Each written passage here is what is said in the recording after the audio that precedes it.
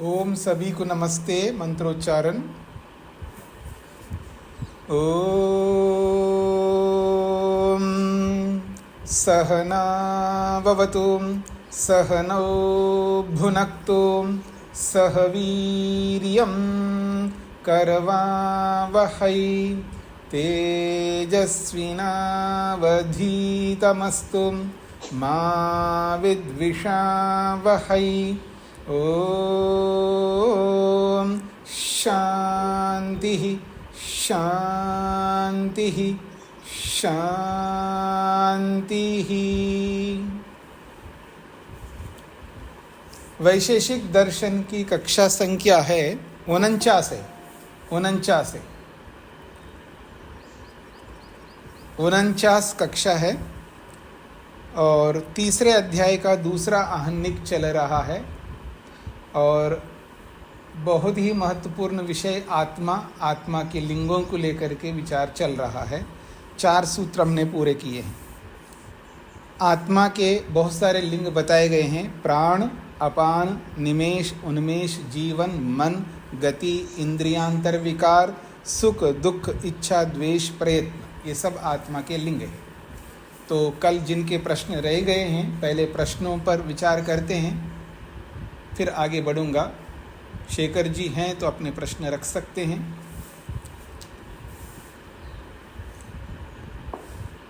हाँ जी, वेद प्रिया जी। स्वामी जी, कल आया था जी। जैसे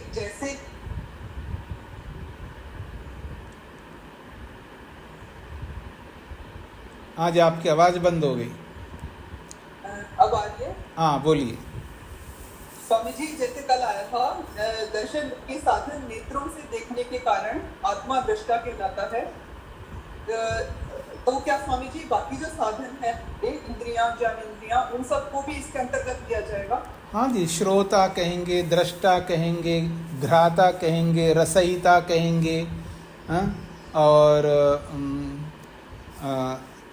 दृष्टा, घ्राता, रसयिता, स्पृष्टा और शब्द का जो है श्रोता, पांचों से कहलाएंगे जी। और मन से मनता। दृष्टा कहलाएगा। आत्मा सभी इंद्रियों का प्रयोग करने में ही दृष्टा कहलाएगा। हाँ, जब इंद्रियों का नेत्रेंद्रिय का प्रयोग करता है तब दृष्टा कहलाएगा। रसनेंद्रिय का प्रयोग करता है तो रसयिता कहलाएगा। श्रोत्रेंद्रिय का प्रयोग करता है तो श्रोता कहलाएगा। सबके साथ लगेगा जी।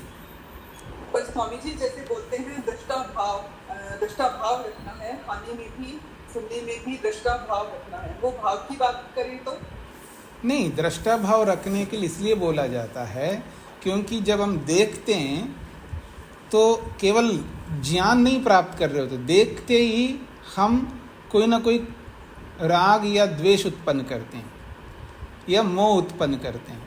और राग उत्पन्न करते ही खाली नहीं रहेंगे, राग के साथ में कोई ना कोई कर्म करते हैं, मानसिक, वाचनिक या शारीरिक। तो राग से युक्त होते ही कर्म में प्रवृत्त हो जाएंगे, द्वेष से युक्त होते ही कर्म में प्रवृत्त हो जाएंगे, मोह से युक्त होते ही कर्म में प्रवृत्त होते हैं। तो कर्म में प्रवृत्त ना हो, केवल मात्र ज्ञान प्राप्त करने के लिए ही जब हम कहते हैं तब दृष्टा भाव रखने की बात कहते हैं जी। ठीक है, बताइए। हो गया, आप बताइए। स्वामी जी जैसे खाने को बोलते हैं, खाने के प्रति भी द्वेष भाव, खाने के प्रति भी राग भाव, तो उसमें भी उसको कैसे लेंगे? उसके प्रति तटस्थ भाव रखना, उसको क्या बोलेंगे? उसके लिए कुछ नहीं, आप खा रहे तो मात्र खाइएगा, उसमें राग उत्पन्न मत करना, द्वेष उत्पन्न करना नहीं, मोह उत्पन्न नहीं करना। तो मात्र खाने की क्रिया करना है। तो खाने की क्रिया करेंगे तो वहाँ पर हम नया कर्म नहीं बनाएंगे, नया राग उत्पन्न नहीं करेंगे। जब खा रहे तो खाने के साथ में राग उत्पन्न करते हैं या द्वेष उत्पन्न करते हैं, क्या बना दिया देखो बेकार सा, तो ये द्वेष पैदा हो गया। द्वेष पैदा होते फिर कोई ना कोई कर्म करेगा व्यक्ति। तो द्वेष पैदा ना हो उसके लिए मात्र खाने की क्रिया मात्र करनी है, उसको दृष्टा भाव नहीं कहते हैं। बस कर्म करो, कर्ता बन करके करो। तो कर्म करते समय भी हमको अपने निज स्वरूप में रहना है, या ज्ञान प्राप्त करते समय भी अपने निज स्वरूप में रहना है, ताकि नया राग द्वेष पैदा न कर सके। ठीक है। हाँ जी, शेखर जी।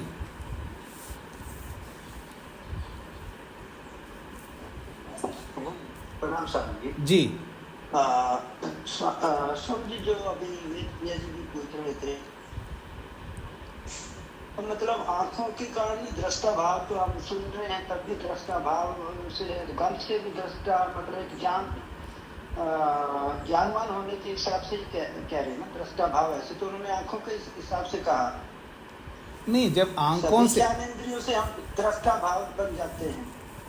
नहीं, उस ऐसा है कि जिसके साथ जुड़ते हैं वो नाम दिया जाता है, केवल नाम मात्र दिया जा रहा है। भाव तो एक जैसा ही रहेगा, पर नाम देंगे। जब देखता है तो दृष्टा है, सुनता है तो श्रोता है। हाँ, ऐसा ये जो अलग अलग इंद्रियों के साथ जुड़ने के कारण से वो नाम दिए जा रहे हैं। जी जी जी स्वामी जी, मेरा प्रश्न था जो कल मैं पूछ रहा था, तो जब दृष्टा दृश्य के कारण मन अंगेज होके रसना को अंगेज करता है, जैसे आया था ना कि दृश्य से रसना एक्टिव होती है। जी जी। तो उसमें मतलब उसका उसकी सीक्वेंस तो ये होती होगी ना स्वामी जी कि दृष्टा मतलब मेरी आंखों ने आंखों के थ्रू मन ने रसगुल्ला देखा, और फिर मन में से संस्कार उठ के वो रसना इंद्री ने मतलब उसकी चाह की। जी जी, होता क्या है, जब मैं किसी को देखता हूँ तो मन से ही प्रेरित करता हूँ उस इंद्री को, और फिर देख लिया। उसको देखने के बाद, उसकी देखने के तुरंत बाद मन को प्रेरित किया कि क्या पहले इसको मैंने अनुभव किया है। तो उसकी स्मृति को उठा करके फिर उस स्मृति को लागू करके फिर हम रसना इंद्री को प्रेरित करते हैं मन से, फिर रसना इंद्री में वो भाव उत्पन्न हो जाते हैं, लार जी का निकलना, ऐसा। जी, स्मृति को बीच में लाना। इंद्री का जी सॉरी। तो स्वामी जी, रसना इंद्री कभी भी शुरुआत नहीं करती? नहीं, रसना इंद्री डायरेक्ट भी शुरुआत करती है। जब डायरेक्ट शुरुआत करेगी तब रसना इंद्री का काम चलेगा, लेकिन हर जगह ये नहीं होता है, हर जगह नहीं होता, किसी किसी में होता है।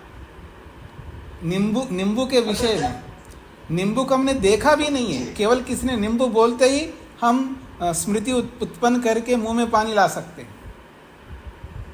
तो वो तो मन ने ही काम किया ना स्वामी जी वहां तो मन ने काम, मतलब मन को प्रेरित किया आत्मा ने, तब मन उस स्मृति को उठाया है, फिर वो मुंह में पानी लाया है। मन केवल साक्षात मन कुछ नहीं करता ना, वो तो एक इंस्ट्रूमेंट है। उस इंस्ट्रूमेंट को प्रेरित करने वाला आत्मा है। आत्मा के थ्रू मन काम कर रहा है, आत्मा के थ्रू मन देख रहा है, कहो आत्मा के थ्रू मन रसना इंद्रिय को प्रेरित कर रहा हो। मन ने किया ऐसा भी बोल सकते हो, और आत्मा ने किया ये भी बोल सकते हो। जी जी स्वामी, मैं ये कह रहा था, ये जो अपना रसना इंद्रियों ने जब लग रसगुल्ले को टच नहीं किया, तब लग तो रसना इंद्रिय एक्टिवेट नहीं होती ना, अनलेस अपने आप मन तो कर देगा, मन में स्मृति उठा लेगा रसगुल्ले की। हाँ, अपने आप नहीं कर सकता, अपने आप इंद्रिय एक्टिवेट नहीं होता, रसना इंद्रिय। हाँ, मतलब कुछ इंद्रियां एक्टिवेट होती, जैसे श्रोत्रेंद्रिय एक्टिवेट होता है अचानक धमाका हो जाए तो ऐसे ही रसनेंद्रिय एक्टिवेट हो जाए ऐसा लगता नहीं है। कभी होता हो तो देखना पड़ेगा। हाँ, आँख तो हमारी खुल रही है, आँख से तो दृश्य आ रहा है तो वो एक्टिवेट हो जाता है। जी जी। गंध भी खुल रही है, गंध भी एक्टिवेट हो जाएगा। जी जी। तो ऐसा मैं पूछ रहा था कि रसना अपने आप एक्टिव नहीं होगी जब तक टच नहीं हो उससे। हाँ, मतलब टच कहो या दूसरी इंद्रियों से प्रेरित होकर के जब उसको एक्टिवेट किया जाए तब होगा। डायरेक्ट होना तो देखना पड़ेगा, डायरेक्ट होता है या नहीं होता है। डायरेक्ट शायद नहीं होता है। ये दूसरे इंद्रियों से मन ही एक्टिवेट करेगा स्वामी जी। हाँ जी, हाँ जी, वही मतलब वो तो अंडरस्टूड है। जी जी। जी जी जी जी यही रसना इंद्रिय को जब तक वो टच नहीं करेगा, रसना इंद्रिय, तब तक वो एक्टिवेट नहीं होगा। जी जी। तो मतलब अब रसना इंद्री, जैसे रसगुल्ला देख के मेरा मन कल्प्रेट है, ना कि रसना इंद्री को दोष नहीं दे सकता मैं। रसगुल्ले को देख के मैं बेचैन हो जाता हूँ, वो मन का दोष है, ना कि रसना इंद्रियों का दोष है। हाँ जी, हाँ जी, मन का दोष भी नहीं है, ना रसना इंद्रियों का भी दोष नहीं है। दोष तो आत्मा का है, क्योंकि मन के पीछे भी आत्मा प्रेरित कर रहा है। तो सीधा सीधा आप ये भी कह सकते मन का दोष है, ये भी बोल सकते हो, या आत्मा का दोष है, ये भी बोल सकते हो। तो सीधा सीधा इंद्रियों का दोष नहीं है। जी जी जी जी।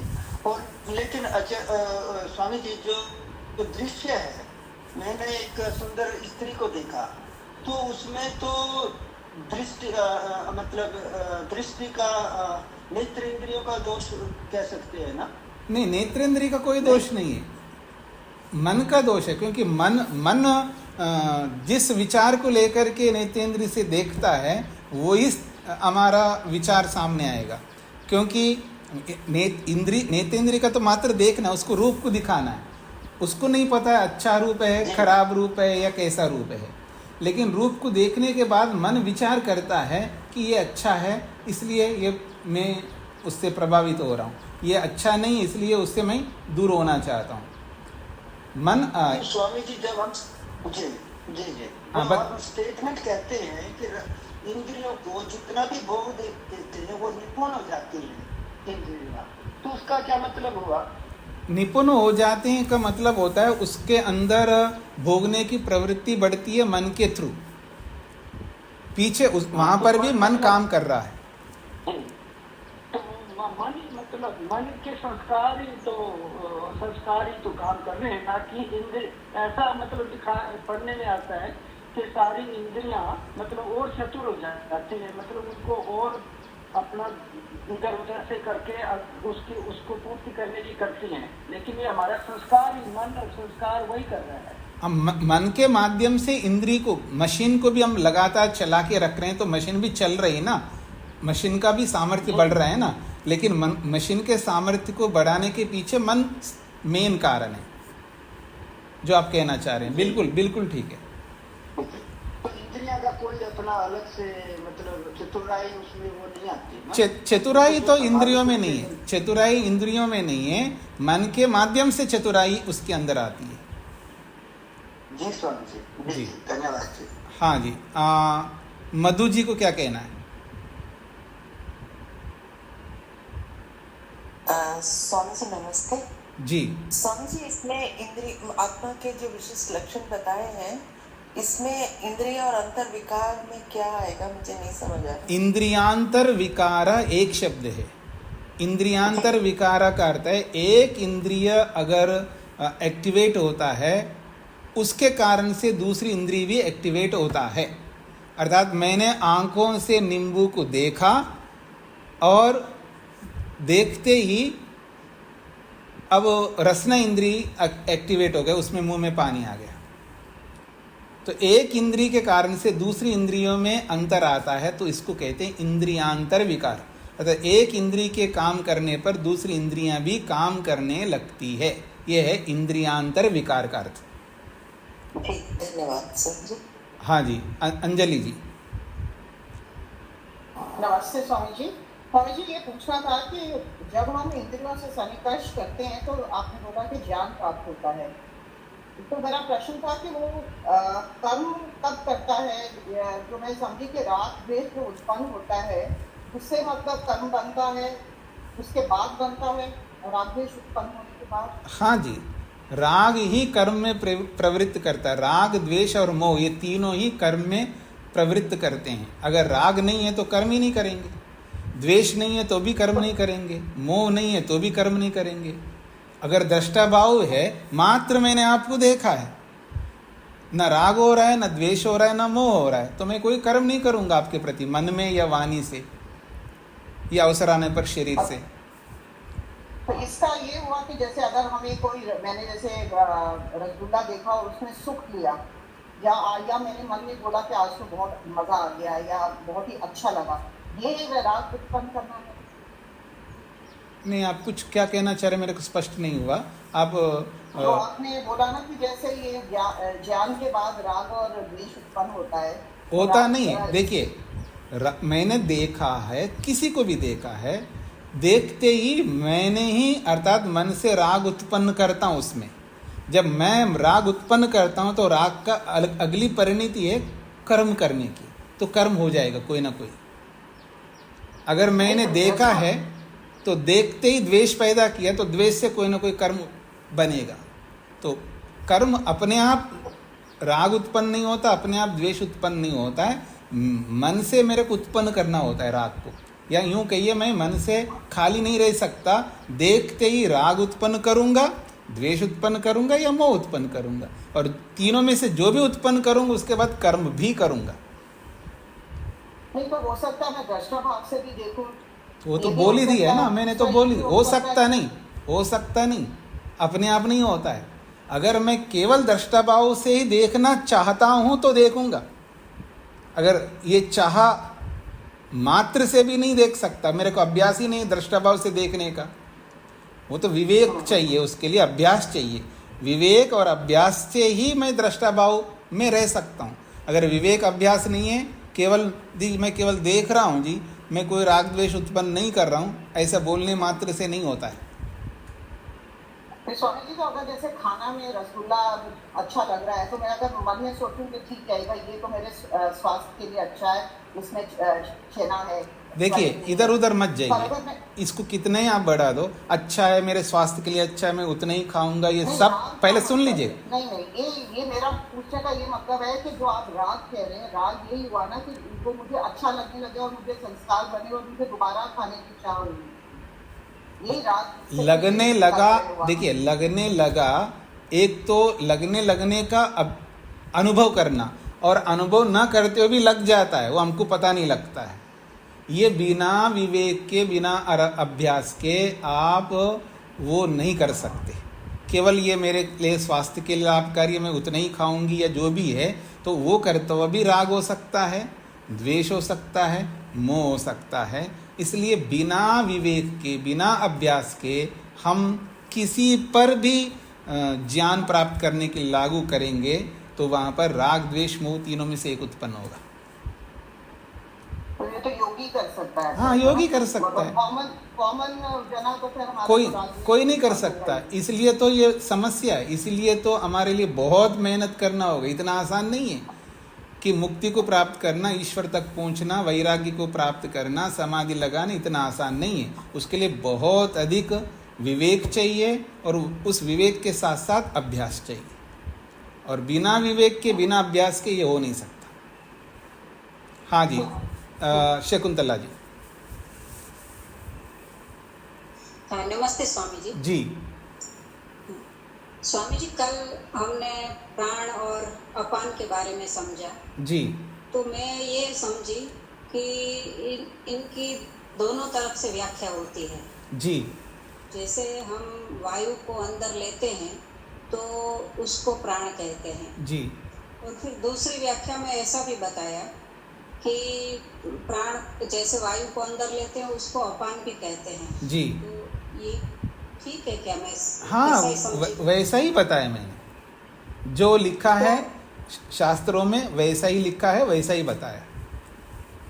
अच्छा स्वामी जी, तो ये ऐसे कैसे हो सकता है कि दोनों और ये भी बताया मैंने, ये भाषा विज्ञान को जानने वाले समझ पाते हैं इसको। इसके लिए व्याकरण चाहिए, संस्कृत आना चाहिए, तो शब्दों का कैसा मीनिंग निकाला जाता है ये हमको सीखना होगा, तभी आप समझ पाएंगे।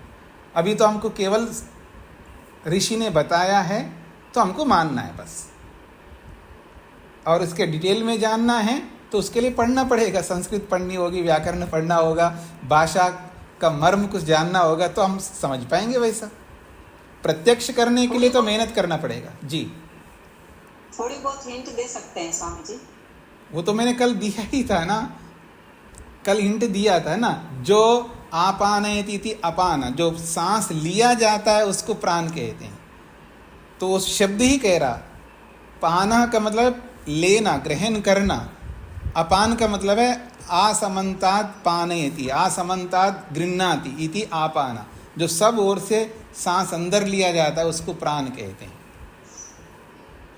तो ये आपको बस भाषा विज्ञान को जानना है, बाकी कोई बात नहीं है। हाँ जी, प्रमोद जी। नमस्ते स्वामी जी।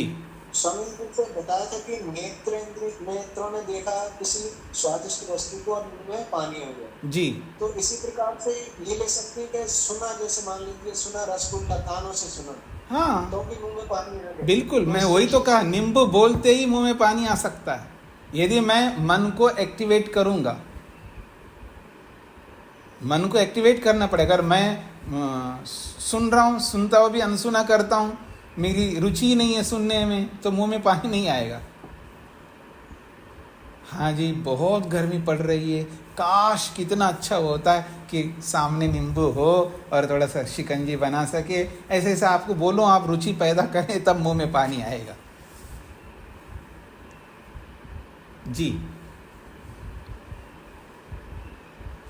आज शेखर जी। जी स्वामी जी, फिर अगर इंद्रियों का कोई अपना रोल नहीं है इंडिपेंडेंट, तो हमें इंद्रिया निग्रह क्यों चाहिए स्वामी जी? नहीं, देखिए, रोल नहीं है ऐसा ना समझ करके, रोल जो ऐसा है कि इंद्रिय निग्रह इसलिए कहना चाहिए क्योंकि मन हमारे इतना तेजी से काम करता है ना कि इंद्रियों के साथ आबद्ध रहता है मन निरंतर तेजी के साथ में। तो इसलिए इंद्रियों को रोकने की बात कही गई है। इंद्रियों को रोकने का मतलब है मन को रोकना है, या यूं भी कह सकती इंद्रियों को रोकना या मन को रोकना। तो कुछ अंश में बाहर से इंद्रियां एक्टिवेट होती हैं जो अलग अलग प्रभावों के कारण से। मन सीधा सीधा जुड़ नहीं रहा, बाहर का प्रभाव भी इतना जबरदस्त होता है, उसके प्रभाव से इंद्रियां भी अपने आप एक्टिवेट होती है। जैसे मैंने आपको बताया कि मान लो आदमी सो रहा हो तो बाहर से धमाका आया है तो इंद्रिय एक्टिवेट होती है, अपने आप चल पड़ती है, यूं कह सकते हैं, बिना मन के सहयोग के अपने आप कर्णेंद्रिय चल पड़ती है और सुन लेती है, शब्द को लेकर के मन को दे देती है और मन आत्मा को दे देती है, फिर हमको सुनाई देता है अंदर से, ऐसा। तो ऐसे इंद्रियां, जी, ऐसे इंद्रियां जो है अपने आप भी एक्टिवेट होती है, उनको भी हमको रोके रखने का अभ्यास करना है, इसलिए इंद्रिय प्रत्याहार है। जी नहीं स्वामी जी, वो तो हमारी सेफ्टी के लिए है भाई। एकदम धमाका हुआ, वो तो हमारा सेफ्टी फैक्टर है, तो एकदम आवाज आएगी और वो तो सेफ्टी के लिए। लेकिन इंद्रियों की जो लालसा है वो तो उसमें हमने नहीं दिखाई कहीं भी। इंद्रियों से बाहर से दृश्य देख रहे हैं, कुछ भी देख रहे हैं, मतलब इंद्रियों का अपना कोई रोल ही नहीं है। मन की बात करते हैं, मन के कारण ही उसको ऐसा दृश्य चाहिए, ऐसा रस चाहिए। देखिए, इंद्रियों का भी तो हमने इतनी, मतलब इंद्रियां की चतुरता को देखते हैं, इंद्रियों पे निग्रह करना है, ये सब हम कह रहे हैं। तो इसमें तो कोई, आप कह रहे हो कोई तंत्र है ही नहीं। इसलिए तो बोला है ना, मन के रोकने से इंद्रियां रुक जाती है, तो बोला ही है ना, मन के रोकने से इंद्रियां रुक जाती है, मन के ना रोकने से इंद्रियां नहीं रुकती है। मेन तो हीरो तो मन ही है। मन का निग्रह ही करो, क्योंकि जैसा आप सुनते हैं, मन के हारे हारे हार, मन के जीते जीते जीत, जो भी है, यानी मन एव मनुष्यानाम कारणम बंध मोक्षयो। मन मेन कारण है, तो मन को पकड़ो, बाकी इंद्रियां अपने आप पकड़ में आ जाएंगी, इसमें कोई दोहरा ही नहीं है। लेकिन कहीं कहीं मन पर इतना नियंत्रण हमारा नहीं होता है, तब हम मोटे तौर पर इंद्रियों को रोकने का प्रयास करते हैं। जब मन पर पूरा नियंत्रण हो तो फिर इंद्रियों को रोकने का कोई प्रयास करने की आवश्यकता नहीं है। स्वामी, धर्म के लक्षण में भी हमने इंद्रिया निग्रह में बहुत जोर दिया है। और मतलब मन का निग्रह एक है, इंद्रियों का निग्रह एक है। यहाँ आज बात से ये चल रहा है कि सारा का सारा तो हमारे संस्कार और मन का ही काम है। इंद्रियों को तो एक माध्यम है, उसको कंट्रोल तो हम कर ही नहीं सकते। मतलब वो तो पत्तों को पानी देने वाली बात है। हाँ जी, बिल्कुल, उसमें कोई बात नहीं है जी। लेकिन भाषा में बोला ही जाता है ना, सब प्रकार के व्यवहार होते हैं, उसी रूप में इसको समझना है। तात्विक अर्थ अलग होता है। तो हम दर्शन की बात कर रहे हैं, देखिए मतलब एक बहुत सूक्ष्मता की विद्या की बात कर रहे हैं और वहाँ फिर भी ऐसा सब्जेक्ट लेके आ रहे हैं इंद्रिया निग्रह, जिसका इंद्रियों का अपना कोई रोल ही नहीं है, मन के कारण ही सब कुछ हो रहा है। मतलब देखिए दर्शन में भी मोटी बात भी होती है, सूक्ष्म बात भी होती है। मोटी बात साधारण व्यक्ति के लिए होती है, सूक्ष्म बात विशेष व्यक्ति के लिए होती है, दोनों प्रकार की। यानी हर प्रकार की बात करनी हो ना, एक ही योग्यता वाले व्यक्ति नहीं है। इसलिए योग दर्शन में समाधिपाद अलग बताइए, साधनपाद अलग बताइए, तो हर प्रकार की योग्यता वाला होता है। तो चाहे वो दर्शन हो चाहे वेद हो, उसको हर प्रकार की बात बतानी ही होती है, इसलिए बताइए, उसमें कोई बात नहीं है। और हमको इंद्रियों पर ध्यान नहीं देना है, मत दीजिएगा, केवल मन को ही सामने रख करके मन पर पुरुषार्थ करिएगा तो इंद्रियां अपने आप रुक जाएंगी। उसके लिए अलग से बोला भी है ना, अगर आपको इंद्रियों को रोकना है तो मन को रोको, तो इंद्रियां रुक जाएंगी अपने आप। मन को रोका नहीं तो इंद्रियां रुक ही नहीं सकती है। तो इसलिए जिसकी जैसी योग्यता वो वैसे मेहनत करेगा ना जी। बड़ी उपलब्धि को पाने के लिए वो मन को रोकना उसके लिए बड़ा कठिन है। इसलिए जी मैं उधर देखना, बार बार मेरा मन उधर, मतलब मेरी आंखें उधर जा रही है तो मैं उसी को रोकूंगा, उधर देखूंगा नहीं। उधर देख रहा हूँ फिर नहीं, इधर कर लिया, फिर देख रहा हूँ फिर इधर कर लिया। यही तो करते हैं ना दुनिया के लोग। तो नहीं देखूंगा करके देख लेता है। तो अब एक तो वो ऐसा प्रयास कर रहा होता है, तो उसको ये कहेंगे भाई अगर आपकी आंखें उधर जा रही है, एक अच्छा काम है, उधर मत ले जाओ। फिर भी बार बार ले जाओ तो वहाँ से उठ कर दूसरी जगह चले जाओ। तो उसके लिए वैसे ही उपाय बताने होंगे। उसको हम ये नहीं कर सकते आप मन को रोको तो उधर देखोगे नहीं, उसके पास योग्यता नहीं है। और जिसके पास योग्यता है उसको हम ये बोलेंगे। इस तरह का दर्शन भी सामान्य बातों को बोलते हुए विशेष बातों को भी बोलेगा। जी हाँ जी स्वामी जी। जी मैं तो सिर्फ यही क्लैरिटी करना चाह रहा था जी कि भाई इंद्रियों का अपना कोई इंडिपेंडेंट रोल नहीं है, ये तो मन और संस्कार का ही मतलब खेल है। जैसे इस पॉइंट पे मैं जी स्पष्टीकरण करना चाह रहा था। जी धन्यवाद जी। हाँ जी, तो और किसी कोई प्रश्न नहीं है तो मैं आगे बढ़ूं। आत्मा के लिंगों को बताने के बाद आत्मा के नित्यत्व को, द्रव्यत्व को लेकर के वही बात कही जा रही है।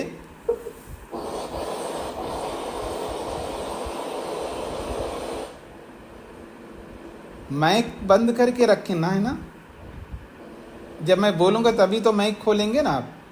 चंद्र सिंह जी को क्या कहना है, बोलिए। मन जैसे हम अभी गुरु देखकर मन में जो भी रचना आती है या सुनकर रचना आती है, और अगर रचना ना आए, ना देखकर आए बस, तो उसको उस स्थिति को क्या कहेंगे? वो तो बोला ना, दृष्टा भाव रखो। अच्छा, वो दृष्टा भाव में आ जाएगा। हाँ जी जी। हाँ जी, माइक बंद करिएगा ना, तुरंत आपकी आवाज़ अधिक आ रही है। आत्मा के लिंगों को बताने के बाद में आत्मा के द्रव्यत्व और उसके नित्यत्व को लेकर के बात कही जा रही है। पृष्ठ संख्या 118। तस्य द्रव्यत्व नित्यत्वे वायुना व्याख्याते। तस्य द्रव्यत्व नित्यत्वे वायुना व्याख्याते। तस्य आत्मनो द्रव्यत्वम, उस आत्मा का द्रव्यपन, और नित्यत्वम, उसका नित्यत्व, वायुना तुल्यम व्याख्यातम, वायु के समान व्याख्या की गई है, ऐसा वेदितव्यम, जानना चाहिए। कैसा वायु है तो कहा है अद्रव्यत्वेन, क्योंकि वायु कैसा है, अद्रव्यत्व वाला है, अर्थात अन्य समवायी द्रव्य अनाश्रितत्वेन, बाकी समवायी द्रव्यों के आश्रय से रहित, अर्थात जो कारण द्रव्यों के आश्रय से रहित ये आत्मा है। अर्थात आत्मा में कोई कारण द्रव्य नहीं है। जैसे घड़े के अंदर जो भी कार्य पदार्थ में कारण द्रव्य होते हैं, अर्थात अनेक द्रव्य होते हैं, अनेक द्रव्यों का आश्रय है अवयवी द्रव्य। तो आत्मा कोई अवयवी हो और उसके अवयव कारण होते हों, ऐसे अवयवों के आश्रित आत्मा नहीं होता है। जैसे वायु है, वायु भी अवयव कारण द्रव्यों के आश्रित नहीं, वो एक अनवयवी द्रव्य है आकाश, वैसे ही आत्मा अनवयवी द्रव्य है। क्रियावत्वेन, और आत्मा का क्रियापन क्या है? सर्वेन्द्रियै मनसा च कार्यं विधातुं निज प्रयत्नवत्वेन क्रियाकरण शक्तिमत्वेन। आत्मा का क्रियापन ये है सर्वेन्द्रियै मनसा च, सभी इंद्रियों और मन से जुड़ करके, सभी इंद्रियों और मन से जुड़ करके कार्यम विधातुम, कार्य करने के लिए, विधातुम के लिए, कार्यम विधातुम, कार्य करने के लिए, निज प्रयत्नवत्वेन, आत्मा का अपना स्वयं का जो प्रयत्न रूपी गुण है उससे क्रियाकरण शक्तिमत्वेन, क्रिया करने का सामर्थ्य स्वरूप वाला आत्मा होने से वो क्रियावान है। और ज्ञान इच्छा आदि गुणवत्वेन, और ज्ञान इच्छा आदि गुणों से युक्त होने से द्रव्यत्वम, उसका द्रव्यपन है। और निरवयवत्वेन नित्यत्वम, और निरवयवी होने के कारण से वो नित्य भी है, ऐसा विज्ञेयम जानना चाहिए। ये पूरा हो गया आपका 5वां सूत्र। सभी को स्पष्ट हो गया जी 5वां सूत्र। आत्मा द्रव्य क्यों है? क्योंकि उसके अंदर गुण है इसलिए द्रव्य है।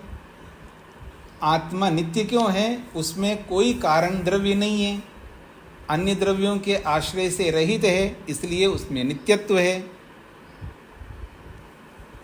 ये कैसे हैं? वायु के समान समझ लेना चाहिए। स्पष्ट हो गए तो मैं आगे बढ़ता हूं। सूत्र संख्या 6। तो 6, 7 और 8 3 सूत्र ऐसे हैं जो प्रश्नकर्ता की ओर से प्रस्तुत किए जा रहे हैं। शकुंतला जी। नमस्ते स्वामी जी। जी, तो दूसरा सूत्र भी यही है ना? कौन सा दूसरा सूत्र? यहाँ दूसरा सूत्र भी इसी प्रकार का है, तस्य द्रव्यत्व नित्यत्व। तो ये जो 5वां सूत्र, जो 5वां सूत्र किसके लिए कह रहा है? आत्मा के लिए। जी। और दूसरा सूत्र किसके लिए कह रहा है? वो मन के लिए। जी जी जी जी। और ऐसे तो इसी प्रकार के सूत्र कितने आ गए। आकाश को लेकर के आया, काल को लेकर के आया है, और दिशा को लेकर के आया है, मन को लेकर के आया, आत्मा को लेकर के आया, 5 सूत्रों को लेकर के, यानी 5 सूत्रों को लेकर के तो 5 बार आया कम से कम, और भी अधिक आया है।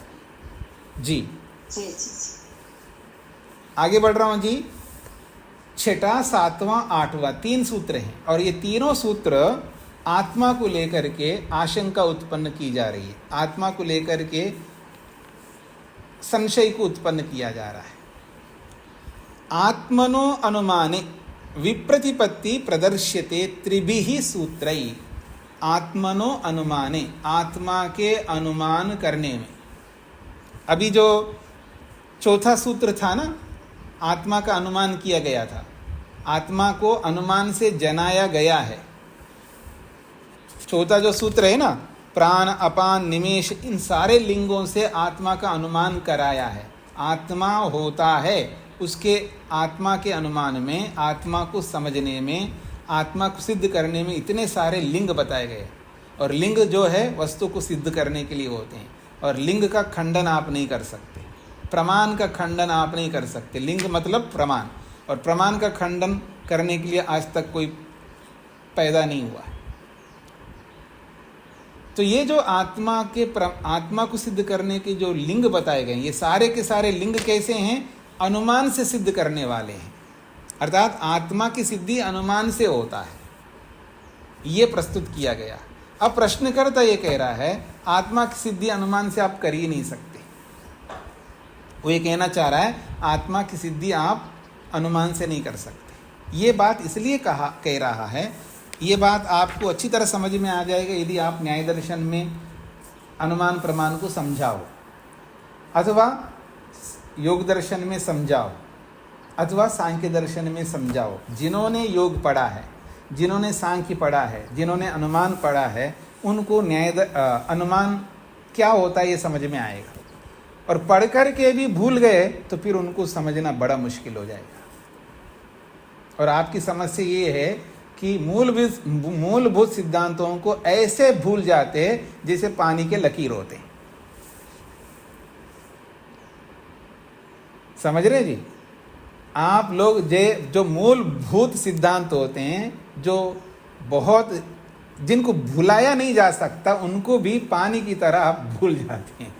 ये सबसे बड़ी समस्या है। अनुमान तब अनुमान प्रमाण होता है जिसके पीछे प्रत्यक्ष हो। जिसके पीछे प्रत्यक्ष ही ना हो तो आप उसका अनुमान ही नहीं कर सकते। ये अनुमान के पीछे मूलभूत सिद्धांत है।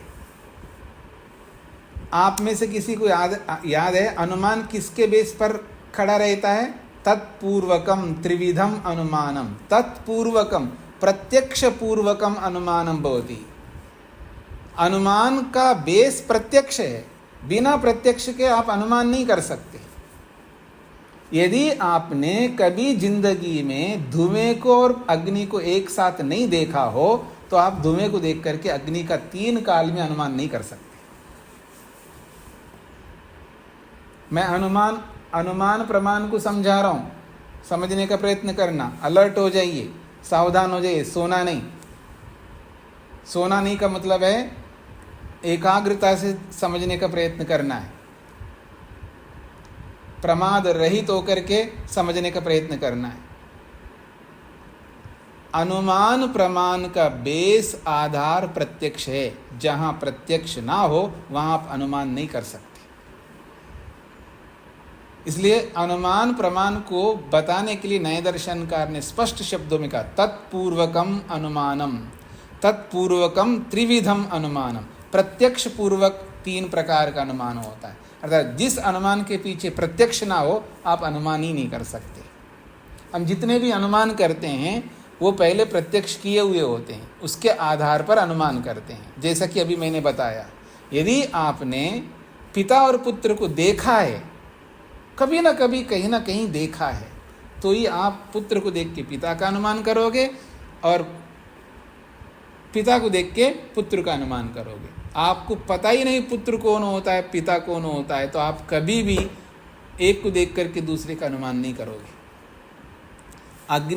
धुआं और अग्नि को देखे बिना आप कभी देखा ही नहीं है धुआं क्या होता है, अग्नि क्या होता है। फिर आपको कहो जी यहाँ धुआं, ये धुआं है, इससे अग्नि का अनुमान कर ही नहीं सकते आप। तो प्रश्नकर्ता इसी को बेस बना करके अपना 3 सूत्र प्रस्तुत कर रहा है। क्या? अभी जो चौथे सूत्र में सारे हेतु अनुमान है। मतलब सारे हेतु जो है वो अनुमान कराने वाला, यानी हेतुओं को तो हमने देखा, आत्मा को देखा ही नहीं है। हेतु तो दिखाई दे रहे हैं हमको, पर आत्मा को देखा ही नहीं है। अब आत्मा का अनुमान कर ही नहीं सकते, ये बताना चाह रहा है प्रश्नकर्ता। प्रश्न समझ में आ रहा है आप सबको? और इसी बेस पर 3 सूत्रों को प्रस्तुत कर रहा है।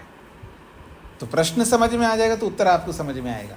आइए, आत्मनो अनुमाने, आत्मा के अनुमान करने में विप्रतिपत्ति कहते हैं विरोध। आत्मा के अनुमान करने में विप्रतिपत्ति हो रही है, अर्थात विरोध आ रहा है। ऐसे विरोध को प्रदर्श्यते, दिखाता है। कौन? सूत्रकार। किनसे? त्रिभिः सूत्रै, 3 सूत्रों के माध्यम से। पहला सूत्र, यज्ञदत्त इति सन्निकर्षे प्रत्यक्ष अभावात् दृष्टम लिंगम न विद्यते।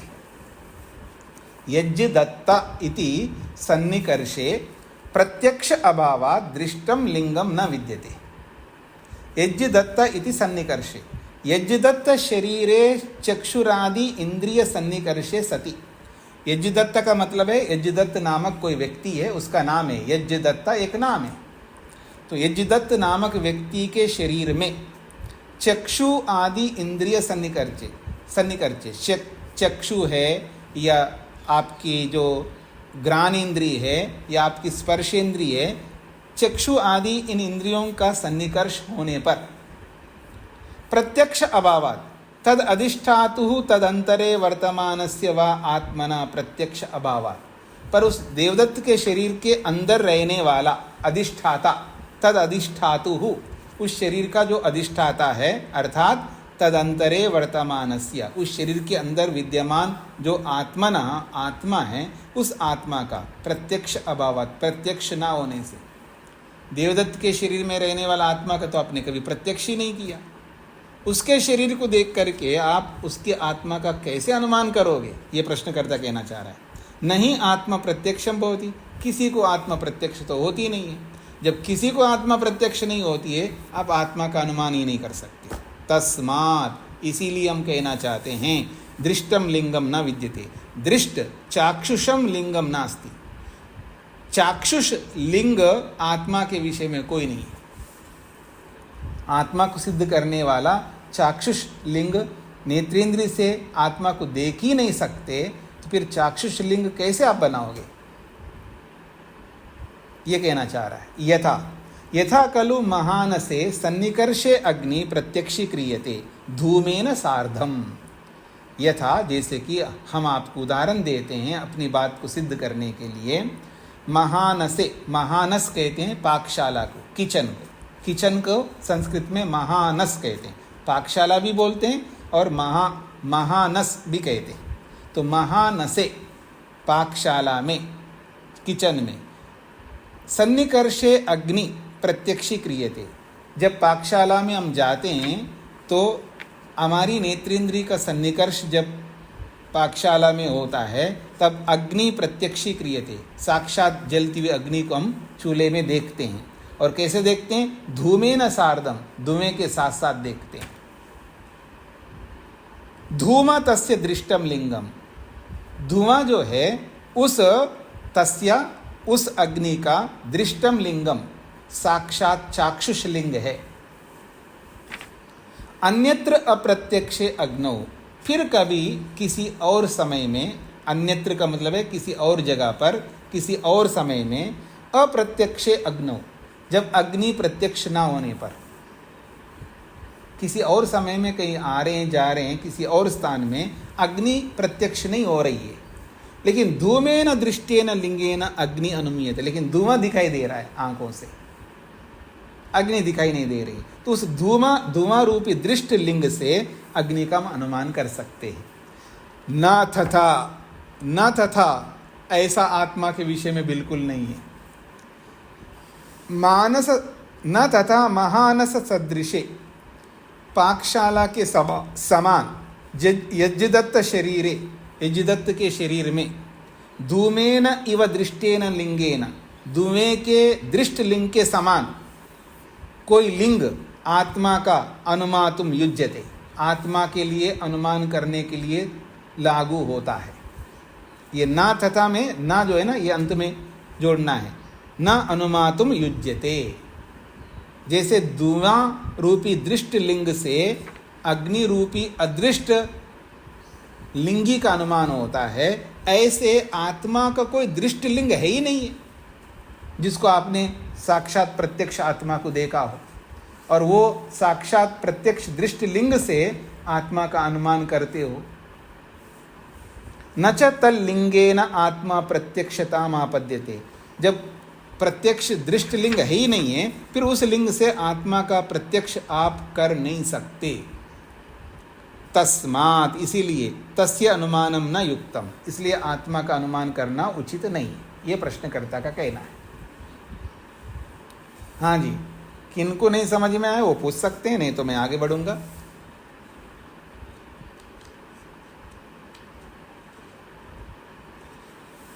अरुण जी। स्वामी नमस्ते। स्वामी जी, चाक्षुष का क्या अर्थ है इसमें? चाक्षुष मतलब नेत्रेंद्रिय से, चाक्षुष का मतलब चक्षु से होने वाले को चाक्षुष कहते जी। एक सूत्र पूरा कर दिया, अब दूसरा सूत्र प्रस्तुत कर रहा है प्रश्नकर्ता की ओर से। 3 सूत्र है।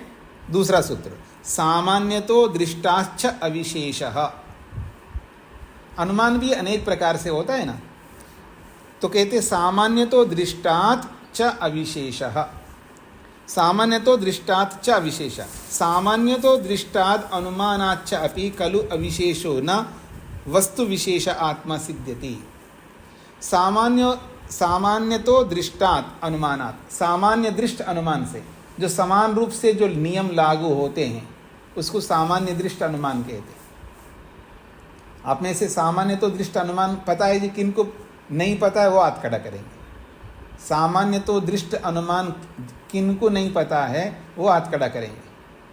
अगर सबको पता है तो मैं आगे बढ़ूंगा। अरुण जी, नहीं पता है? नहीं। सामान्य नियम कि अगर आपको, आप स्क्रीन पर भी देखिएगा, स्क्रीन पर अनिल जी दिखाई दे रहे हैं आपको। अनिल जी को आप जानते हैं, ठीक है ना, व्यक्तिगत भी जानते हैं। अनिल जी को अपने घर के बगल में देखा, आपने देखा है। 1 घंटे के बाद में 50 किलोमीटर भी आगे देख लिया तो आपको अनुमान हो जाएगा कि वो चल करके आए वहाँ पर।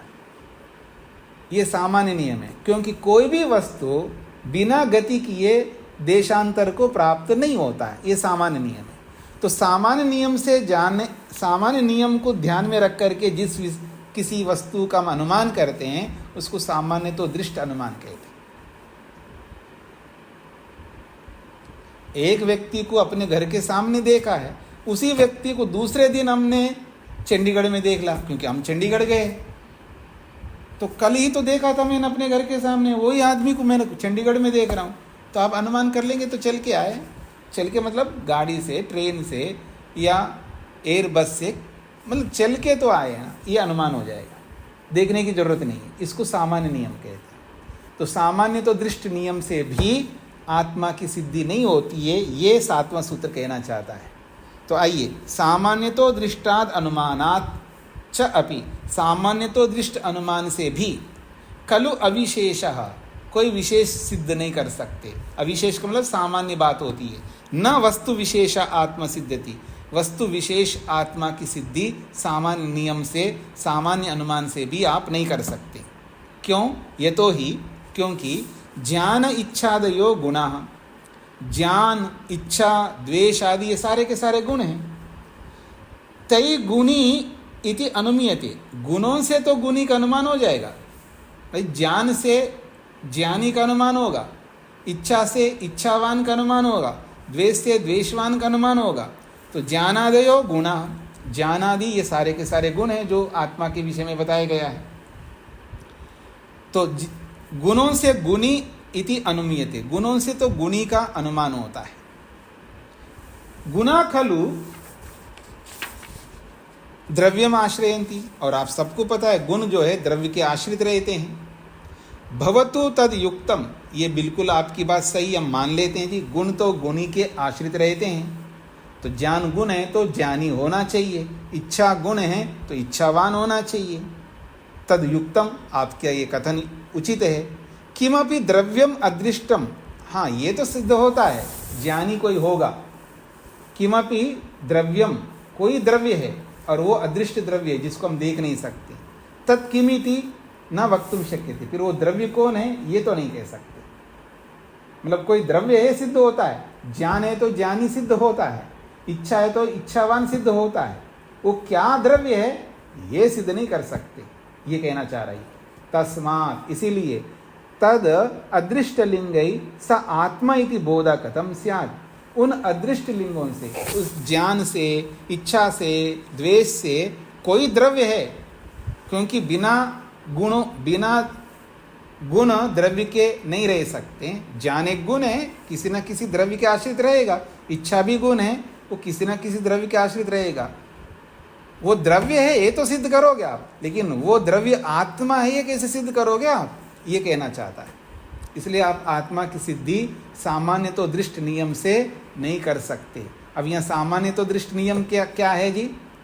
यहाँ है गुण और गुणी। अगर गुण है तो कोई ना कोई गुणी होगा, ये सामान्य नियम है।